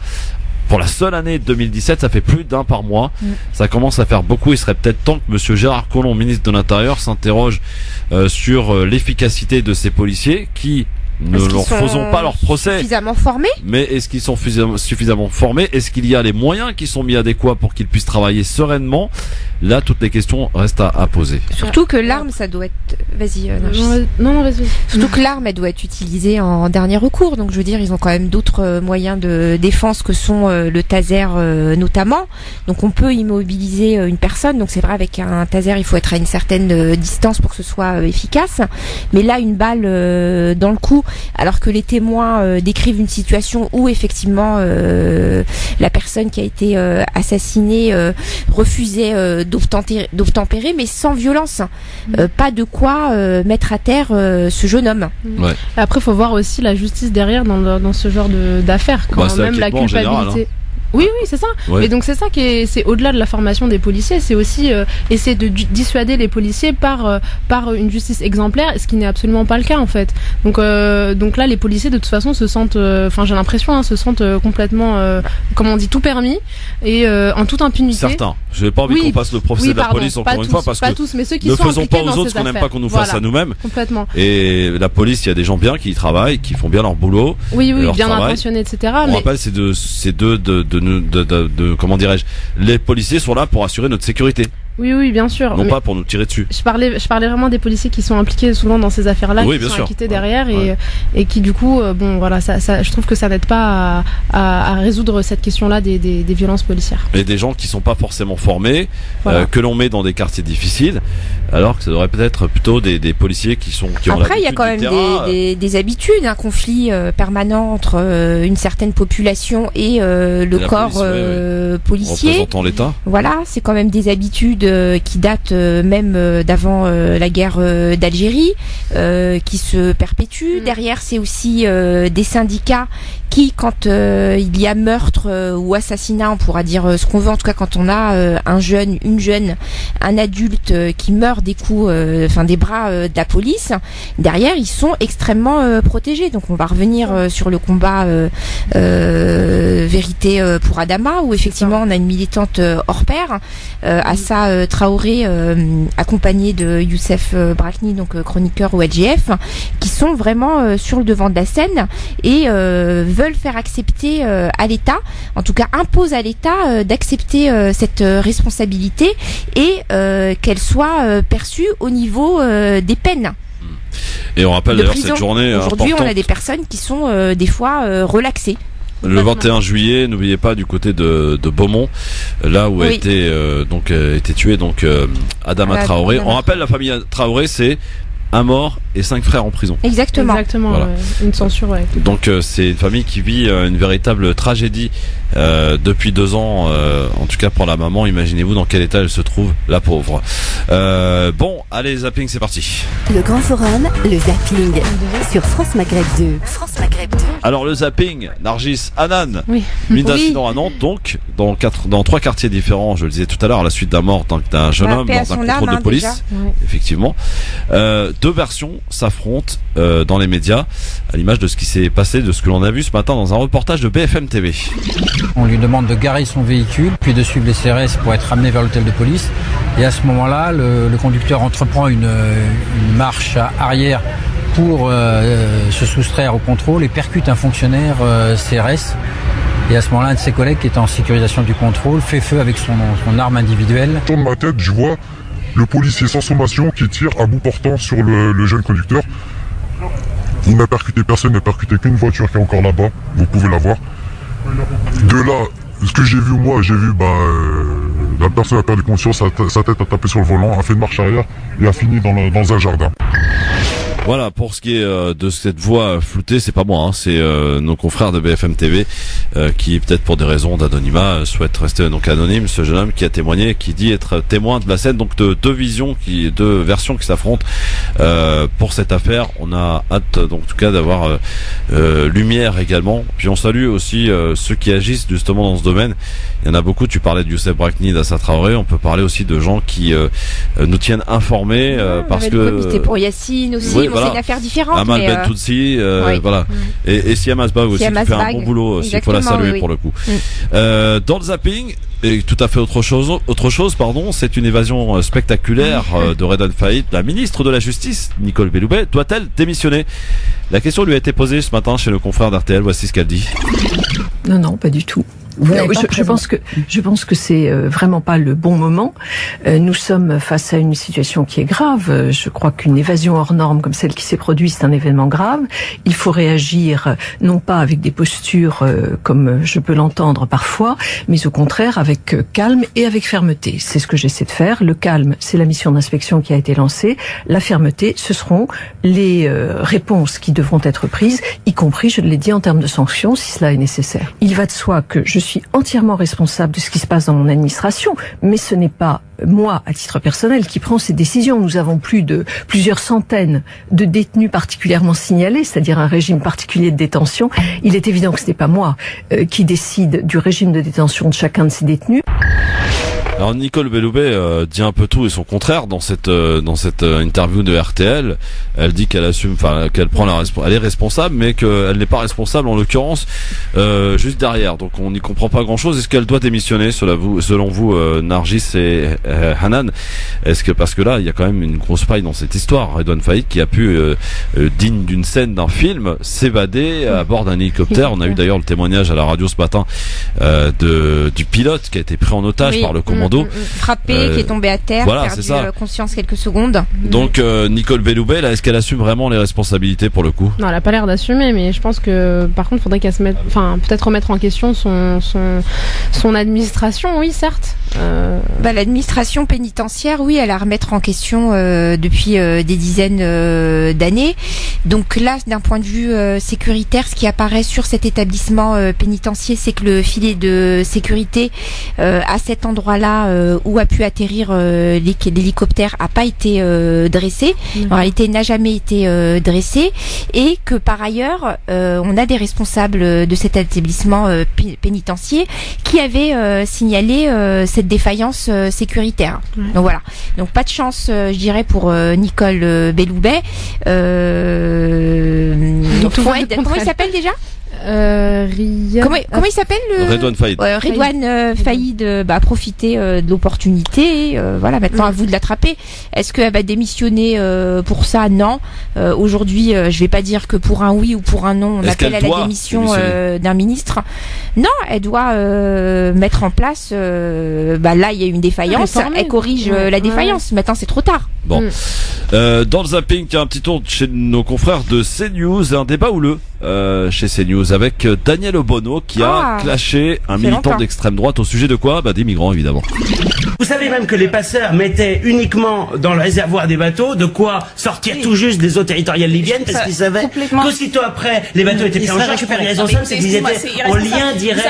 Ils étaient en lien direct avec les ONG qui sont évidemment, pour beaucoup d'entre elles, leurs complices. Vous savez ce qui se passait et ce qui se passe encore quand les bateaux ne vont pas sauver la vie de ces gens. Ce sont des milliers de gens, des dizaines de milliers de gens qui meurent dans les eaux méditerranéennes. Alors pour vous, vous n'en avez rien à faire. Excusez-nous. Mais c'est le contraire. C'est vous qui êtes irresponsable. Non, je finis. Excusez-moi, monsieur, s'il vous plaît. L'Australie, elle a fermé les frontières. Il n'y a plus eu de morts dans les eaux territoriales australiennes. La question, c'est peut-être que vous, votre vision de la société, c'est de laisser mourir les gens qui sont en mer et que tant mieux pour eux. Pourquoi ils meurent en mer? Parce qu'on n'est pas la nôtre. Excusez-moi, non, ce n'est pas la nôtre. Et je pense que plutôt que de stigmatiser des gens qui sont engagés pour la solidarité, ils devraient. Monsieur, s'il vous plaît, monsieur. Vous avez parlé, vous avez dévoré. Allez, écoutez-vous parler, pas tous en même, pas tous les deux en même temps. Non, mais très rapidement. C'est parce qu'on leur laisse l'espoir d'être accueillis dans nos pays, qui prennent le risque. Monsieur, excusez-moi, arrêtez, vous dites n'importe quoi. Daniel Obono, on termine sur ce sujet, s'il vous plaît. Les ONG qui depuis des années, je veux dire, on parle aujourd'hui d'Amnesty International, de Médecins du Monde, de Médecins sans frontières, la CIMAD, qui ont interpellé le président de la République par rapport à ces propos que vous reprenez. Ce sont des oui, bien sûr. Donc ce sont des organisations internationales qui connaissent extrêmement bien le droit, qui connaissent extrêmement bien le droit maritime, qui sont engagées depuis des années, qui font ce que devraient faire les États, qui empêchent les gens de mourir. Excusez-moi, mais je pense qu'ils devraient avoir une médaille plutôt que de subir la violence. Le droit maritime, surtout que vous faites du commerce sur la misère au monde. Vous faites du commerce sur la misère du monde. En Méditerranée. Répondez. Voilà, Daniel Obono, qui est une grande battante pour le coup, qui a su faire face donc à ce militant d'extrême droite au sujet donc des migrants. Voilà, Daniel Obono. On salue le parcours.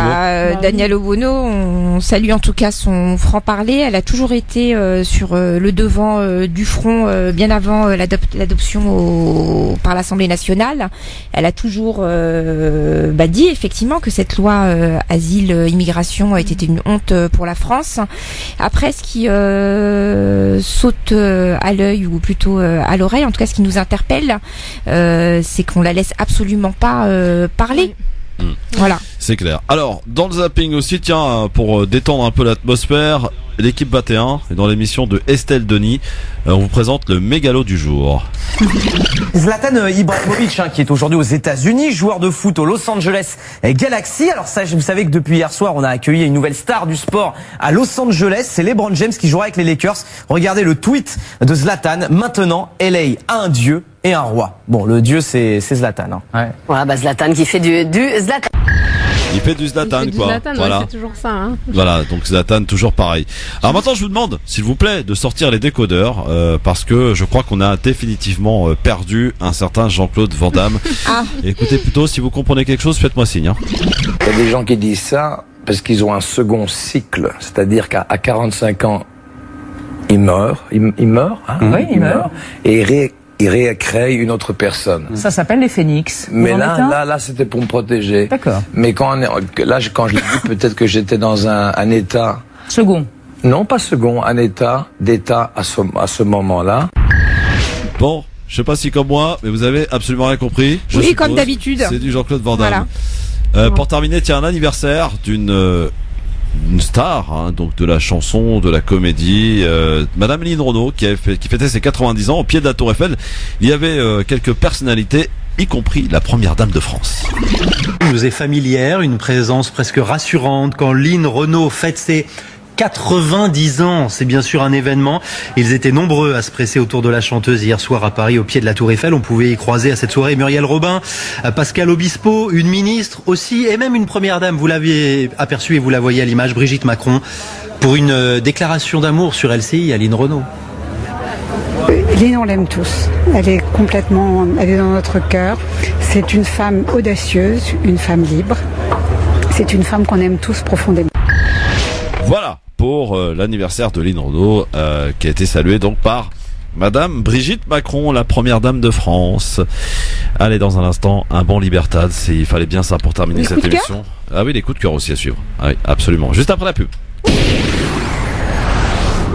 France Maghreb 2, France Maghreb 2. LGF, le grand forum avec Nargis, avec Anan Zawani. J'ai essayé d'espionner un petit peu ce qu'elles se disent en antenne, c'est incroyable. Oui, ça parle de photos. Voilà, ça se photographie, ça se rebroching, tout ça. Voilà. Oh, regarde comment il va nous stigmatiser les... Non, mais non. Je fais que constater, hein, je stigmatise absolument rien du tout. Non, c'est vrai, cette fois il est honnête. Voilà. Bon, allez, avant Libertad, pour faire la fête à Anan ou à Nargis, eh bien dans un instant, voici les coups de cœur de nos chroniqueuses. France Maghreb 2, le coup de cœur. Allez, on commence par la plus âgée d'entre elles, Anan Zawani. Oui, tout à fait. Alors, je vous ai livré, chers auditeurs, chères auditrices, un avis tranché justement sur la représentation des musulmans. Donc, mon coup de cœur aujourd'hui va à l'Institut libre de journalisme pour justement investir donc les plateaux TV comme je vous l'ai dit. Donc, ce que dit l'Institut libre de journalisme, il part d'un constat en fait que le journalisme est une voie trop longtemps délaissée par la jeunesse pourtant fière de son passé et de ses atouts, sentiment de ne pas être dans le moule, de penser trop différemment pour y réussir, peur de devoir se renier pour progresser, en somme ne pas y trouver sa place. Donc une formation justement qui est prévue pour tout un chacun, donc à vous étudiants, à vous professionnels, à vous mères de famille si vous le souhaitez également, pourquoi pas. Une formation donc qui va se dérouler sur le premier, à la rentrée 2018-2019. Donc sous 6 week-ends en fait au prix de 200 €, c'est vraiment pas rien. Où vous allez apprendre toutes les techniques du journalisme. Donc une promo de 10 personnes maximum qui va nous permettre ou vous permettre, chers auditeurs, une progression rapide si vous êtes retenus, avec une vingtaine de journalistes professionnels pour vous former sur la presse écrite, sur la presse web, la radio, parlons-en, la télévision, avec surtout un accès à des réseaux de journalistes de grandes rédactions comme TF1, M6, France Télévisions, BFM, etc., etc., etc. Donc voilà, 200 € les 6 week-ends. Donc allez sur l'Institut libre de journalisme. Voilà, si vous avez envie de vous exprimer, d'apprendre à vous exprimer, c'est pour vous, c'est pour nous. Merci, Anna. Nargis. Alors moi, mon coup de cœur, ça va être sur un film d'animation qui s'appelle Parvana, une enfance en Afghanistan, que je suis allée voir, que je suis allée regarder ce week-end, qui est absolument bouleversant. Moi, je connais très peu l'Afghanistan, et en fait, ça nous livre un peu une perception des réalités que peuvent vivre donc les Afghans, et notamment donc cette petite fille qui s'appelle Parvana, qui est confrontée dès son plus jeune âge à la question du genre. Donc, qu'est-ce qu'on ne peut pas faire quand on est une femme en Afghanistan, et bon, c'est très très bouleversant, l'histoire est très touchante, graphiquement c'est très très beau, très très bien fait, vraiment j'étais en larmes moi à la fin du film. Donc alors juste je précise, je ne suis pas sûre que ce soit vraiment destiné aux enfants, donc, parce qu'on fait souvent l'amalgame film d'animation, film pour enfants, ça peut être, je pense, très très très très dur. Ça s'appelle comment, rappelle-nous? Parvana, une enfance en Afghanistan. Allez voir au cinéma en ce moment. Allez voir au cinéma en ce moment, ouais. Très bien. Vraiment très chouette. C'est mercredi en plus, ça tombe bien. Exactement. Et c'est la fête du cinéma, je crois d'ailleurs. Oui, jusqu'à aujourd'hui, les places de cinéma sont à 4 €. Donc allez-y. Ouais, normalement je devais y aller. Ah, tu vas aller voir quoi? Non, je devais y aller, mais finalement non. Bon, d'accord. Moi je vais aller voir Les Indestructibles. T'as pas trouvé quelqu'un pour t'inviter? Ah si, j'ai trouvé. Ok. Allô, bonsoir, Libertad, c'est parti, allô, bonsoir. Bonsoir, c'est Jamel. Salut Jamel, qu'est-ce qu'il y a? C'était pour parler de Marine Le Pen. Ah bon, qu'est-ce qu'elle a? Elle est passée, là, je crois que c'est hier, où elle a dit il y a un terroriste qui bientôt va être libéré, puis il lui a enlevé sa nationalité française, puis soi-disant il est d'origine algérienne. Ah oui. Et que le gouvernement algérien, il n'accepte pas de le recevoir. Il va bientôt être libéré. Enfin bref, c'est pas pour ça que j'appelle. Ah bon? J'aimerais juste lui porter une attention bien précise, parce qu'elle a dit oui, il faut sur les pays comme ça, il faudra leur mettre des coups de pression, du genre des sanctions et tout. Je voudrais d'abord lui rappeler que Alstom a été sauvé par l'Algérie, Alcatel a été sauvé par l'Algérie, et je t'en passe, et des meilleurs. Je ne vais pas noter toutes les entreprises françaises qui ont été sauvées. Les Français ne sont pas au courant, mais bon, c'est pas grave.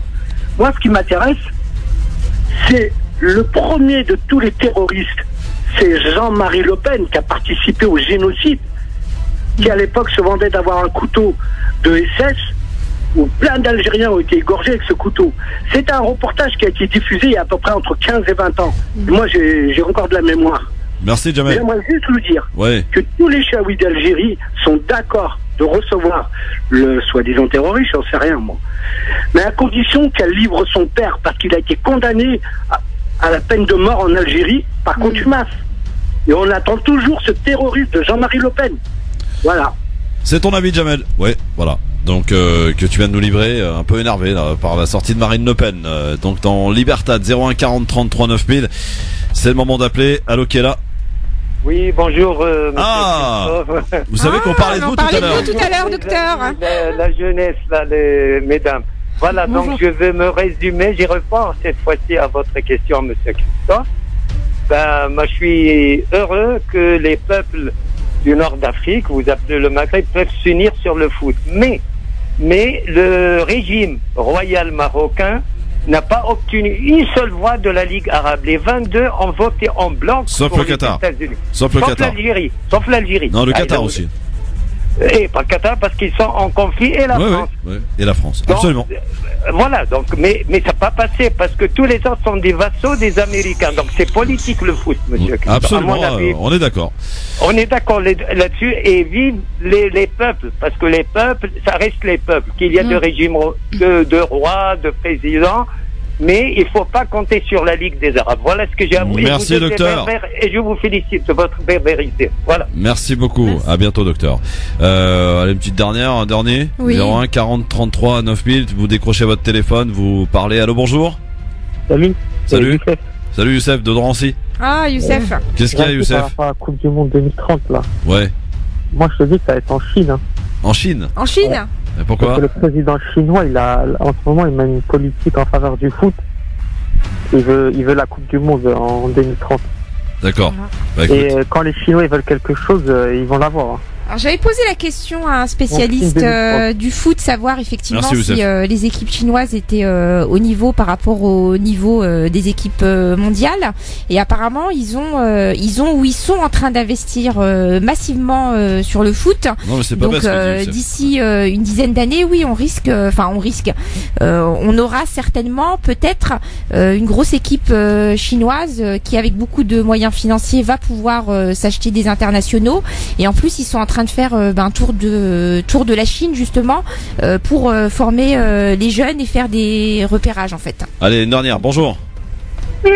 Ah bah voilà, il le fallait pour bien terminer. Bon, ce sont Miaou que l'on se quitte évidemment en vous souhaitant une excellente soirée. Merci ravissante Nargis.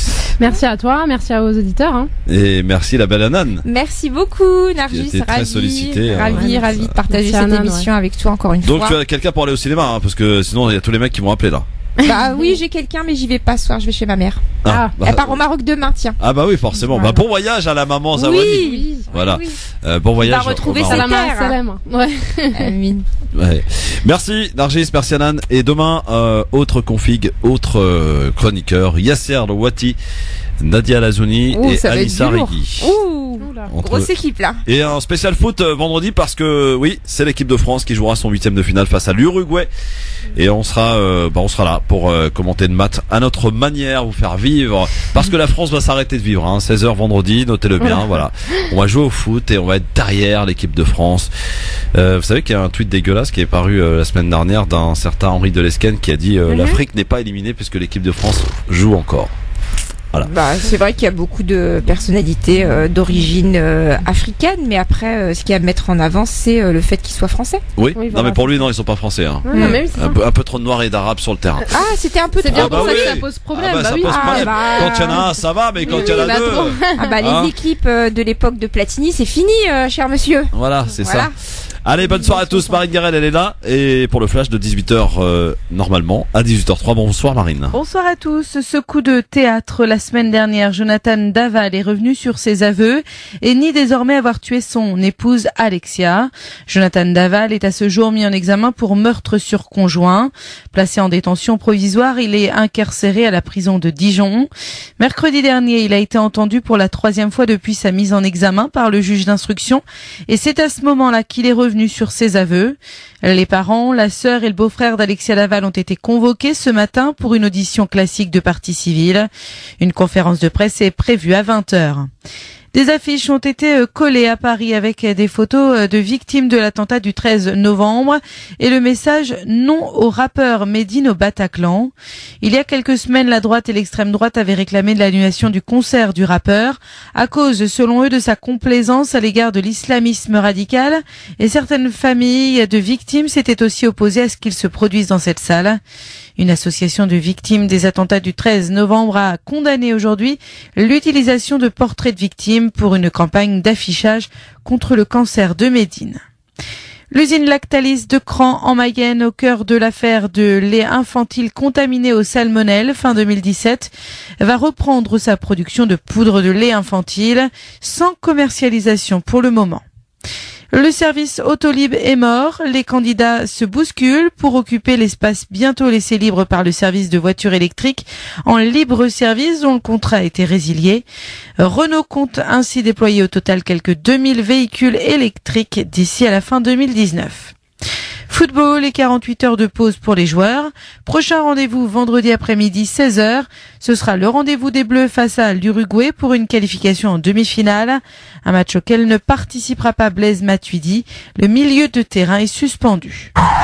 France Maghreb 2, service, info, musique, divertissement. France Maghreb 2. France Maghreb.